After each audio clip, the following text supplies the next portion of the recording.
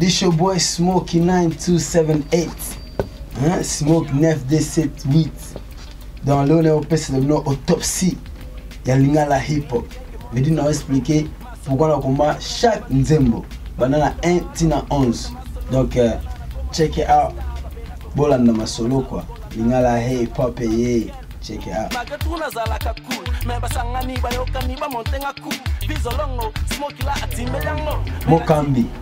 Mokambi eza pona eza intro ya album. Eza pona mokambi ya lingala hip hop awa na Angleterre quoi. Donc wana titre liboso intro comme on allait mokambi quoi. Yeah. Donc pona donc on a kumbela lingala hip hop na kata United Kingdom. Na nenga mokete donc venir bene la lingala hip hop Angleterre na kumba quoi. Donc on a za mokambi na quoi. Yeah.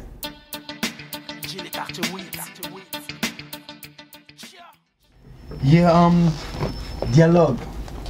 Bon, dialogue est un moment où communauté est inspirant quoi. Pour na remarquer la communauté na biso veut dire bon moi quoi ils a raté. Tout discuter dialogue ils a raté. Et on est inspirant na comme nzembo oyo dialogue pour et ça c'est quand même bien photo boula ngo pena mingi dialogue. Et ça c'est un masut to ça les un dialogue quoi. On a comme nzembo na combo ya dialogue. Le dit bande wana ngai tout ça na dialogue pour makambo ke liboso quoi. Ceux qui ont un dialogue to bozarande to zaraboy to swana ko bunda bunda de ma bele bele la communauté pour toi na dialogue te. Donc on a comme dialogue quoi. Donc dialogue ya pour la communauté photo sur la dialogue. Ya la communauté na bandaku ba partout aux alliés, ba foyer, ba relationship. Donc c'est un dialogue. Yeah.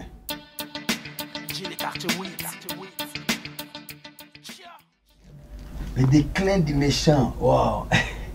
Bon, le déclin du méchant, li, nzembo na comment on na bulike, ne biso tout le monde a qui toi ba pomba, ba tamakasi, qui na leki moninga na linga na leki benga leki bobo. Moi tout ça bien ba sentiment mokili mais tout bara que non to kufa quoi. Le monde aime aussi na photo za ramwa na calme na balance na vie. Le monde a comment le déclin du méchant. Et au quoi ya muto makasi. Donc aux ala ndenge nini ibaraki ba kobeta yo quoi. Donc aux ala ba paquet no le ki angai mais mutaleko no ba pakazali. Ezo le ki na la mutaleko na la gali. Donc veut dire que non mukilezali tour à tour quoi. Yo kwa soza makasi menene ba makasi avec yo na comme le déclin du méchant. Et après na bato bakaza ki no ngai nde na leki bato nyoto. Donc il y a un donc le déclin du méchant. Pourquoi ya muto makasi. Toi la ramo mayele keba makasi ne le gi bato nyoto te. Mbongo ne le gi bato nyoto te. Donc on a le déclin du méchant.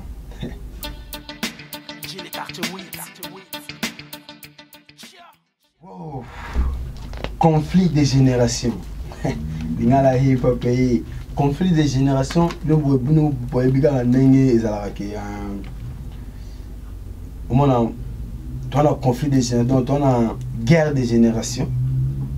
Mukolo bana miki do bazo bunda donc ba petit ba koli ba la ba veki ba on peut danser ba ve ba li pe ba petit car no ba petit boy bi rien donc yo mona voit qui idée il y a commencé au conflit des générations quoi déjà toujours pendant tout ce qui va conflit entre biso na biso ba mikolo na ba petit veut dire toi na conflit des générations tout ce qui guerre ba vient na ba jeune pas question pour toi ebi nzembo yo ebi partout dans le bien ya chorus na donc veut dire que non tout ce qui ba guerre entre ba petit na ba vie quoi donc la propreté veut dire tous à toujours le moment quoi et ça c'est bon quoi un conflit des générations pour conflit dans la génération mais tout ça là tout le ko diminuer ba makambo quoi donc conflit qui m'a cassé tout au moins donc expression conflit des générations ya qui bon quoi yeah.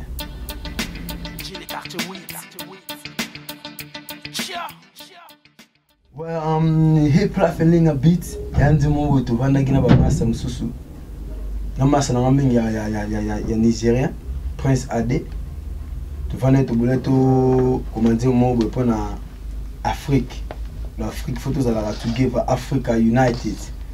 So that's what we need ki Africa are united. On to community mo hip life and linga beat. Je veux dire hip life is a musique ba Nigérien.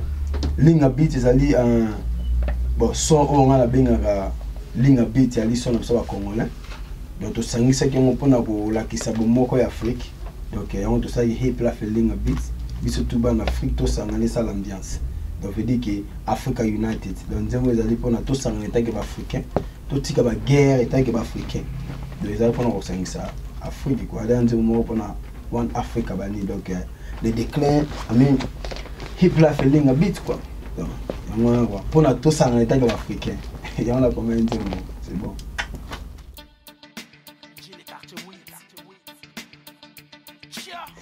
Bafitol bafitol ezali parmi banzembo na séparement mbela na kata liba moyo bafitol ezalaka omoni kaka na mokili eza un mosusu ozala bamaster bosala masolo mais tellement oza trop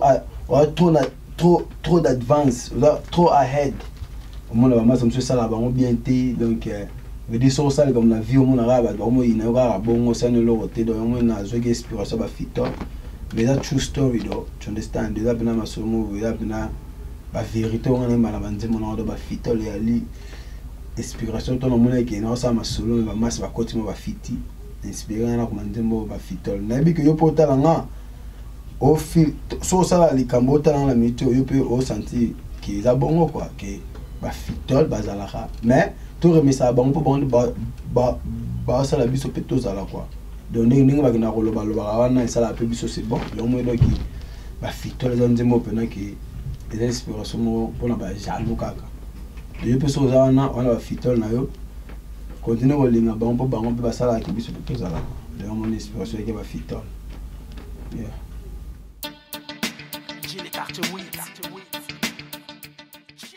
ouais linga la hip hop linga la hip hop ouais avant na ba linga la hip hop ezala te ba rapper mingo ba rapana linga la bango ba benga ngo linga la rap. Mais il y a la hip hop a très album pour les alliés revendre ça hip hop dans le monde. Les tout le monde a rap ba portugais, il y a français, il y a américain, ba libi sope donc on peut bouler ça qui non. Il y a la hip hop ko taper na kata map quoi. Donc il y a la hip hop a très nzembo.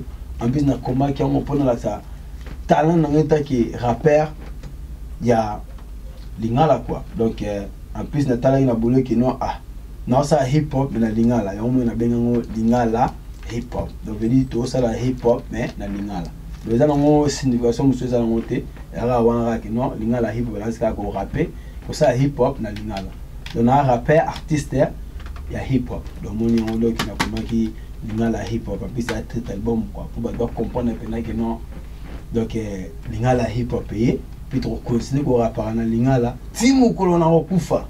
Donc ils ont bon to beta so na ngene mukie ba nini ba mike mais lingala neza first love donc lingala hip hop les arapo na ça hip hop na lingala yo mona bengo lingala hip hop quoi donc bis bo gende mo santi bina kuma rap na lingala hip hop yeah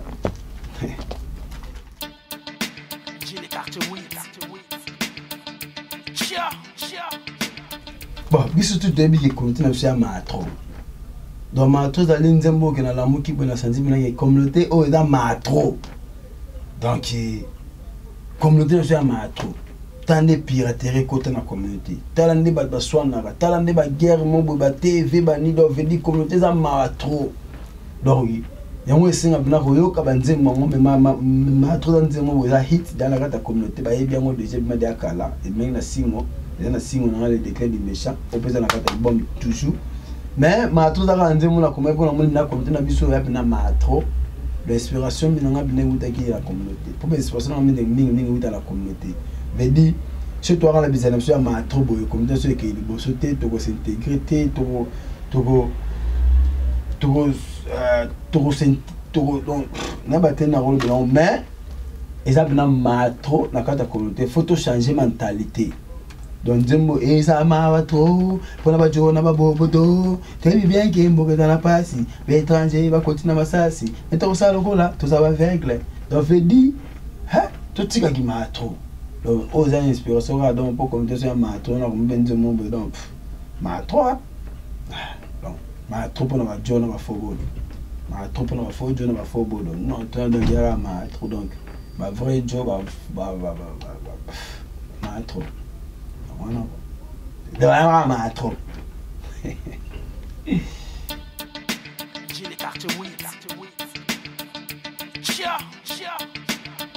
Waouh, c'est réalisé.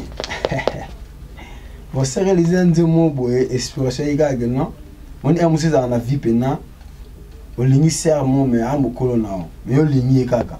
Seront pas ligno malgré tout ba âge mais seront pas ligno kaka. Donc na talaki komuni na rope ça sert ngo. Na mona que kombo eba ni mo trop na kata communauté pe o ba do ko kanga mingi za c'est réalisé. Nous allons solo ya sert na jeune garçon. Mais ba lingani bolingo ya solo. Ate ki bolingo ba fanti mais bolingo pe na solo quoi. Donc ça va inspiration na mona ka ba master mususu. Master mais kanga sert mo robo. Donc inspiration pe na mingi ki ya mona piste. Tellement pena za rapena amakas na kuma nzima ba cité ki ba nzima bolingo. Yo na bulletin na album pe photo za na nzima mota ya mwasi. Et ça fait mon ba chéri vrai. Ba ya pi vrai. Yo na bulega c'est réalisé quoi. Donc bolingo ya serre na jeune garçon donc ya nzema bolingo mais la sens mususu quoi donc ya wana quoi donc fa yo nzema ba chéri ça là ouais c'est réalisé donc inspiration ya mwana ka kine na mona ba masa na ba kanga na ba serre wana master mo petit mais akumbola ka serre mo robo donc ya na bien na comment et ça moi c'est bon ah nzema ba chéri ka le seul nzema ba chéri toi on a kata ya album mwana quoi donc c'est réalisé.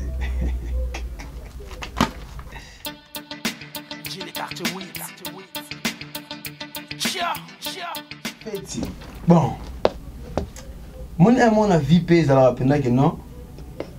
Malgré tout la guerre, va passer en mboka, va foyer, va boulot, va stress, va nini mais mon PC en photo feta. Tout c'est pour la photo va enjoy. Yara te ga non toi la matanga. Yara no te mo sa boyinga. Yara ke toi te ngawe ndeko na nga mwana nga o nini boyela ndoko kufa bani. C'est bon. Maintenant on m'occuper mon photo c'est là. Pour ce tout c'est pour la rater un mot donc il va stresser on est belé. Donc oza fête ande mon boy, elle va pinti pena donc on est africain. Et on doit bien linga beat. Donc elle va pinto pena que no tendi mo ba afrobeat te fête au samedi pena que non. Et so beta peut ça on pona to fêtera non ming donc tous les ba DJ ba tout ce bon la fête bo tshara nzemba fête quoi pour nzemba bo bini sara batu donc ça na ma ba fête quoi donc inspiration ya fête on to comme on a comme nzemba pe comme fête donc mais ba DJ ne beta ngo ming pena na ba fête et ça la bien oh ba nzemba za te ba nzemba ngo fête yango donc linga la hip hop toujours fête donc ne bon on a rabani donc selon moi donc il y aura inspiration qu'il faut enjoy après quoi. On a donc fait quoi. Tout enjoy après live.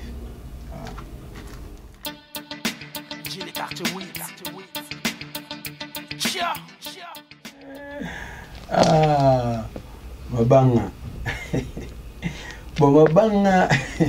Il y a tout le monde qui a rentré dans l'album. Mais tant on est dans le studio, on a recordé.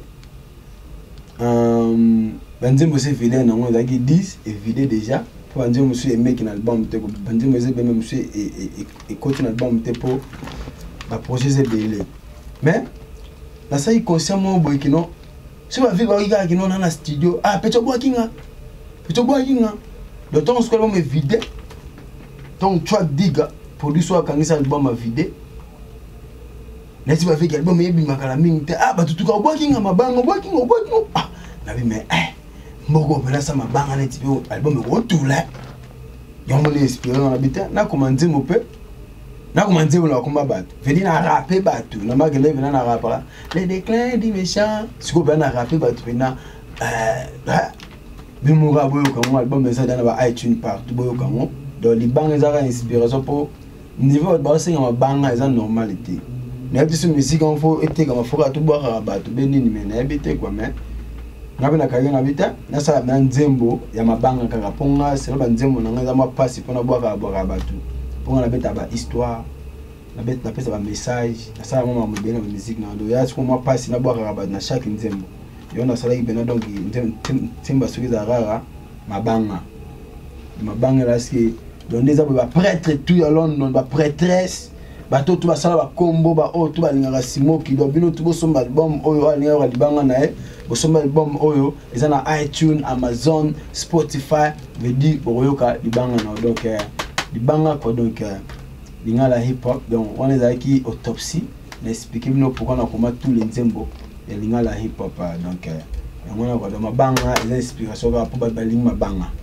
de lo inspirant au rapper bato ka po balingi mabanga si balingi mabanga te veut dire répéter na oboka la bato po banzemu na eza trop constructif trop construit na ba histoire ba message na mo marbebeli donc yango na kwa mais ozaki autopsie ya lingala hip hop veut dire que lingala hip hop ils ont déjà na marché de bon mon la sédan ya mo donc yana ba chasser nango mais bokende pena na iTunes bokota iTunes Amazon Spotify CD Baby Google Play donc il y a un site internet na ba place haute ba teka ba CD bokota bon mon la lingala hip hop un beau supporter mouvement le lingala hip hop on the rise donc ozaki autopsie avec Imoro Smoke 9278 donc oza production ya EVS Media donc EVS Media lido ba jeune na biso mboka oyo ba sa masona niveau ya likolo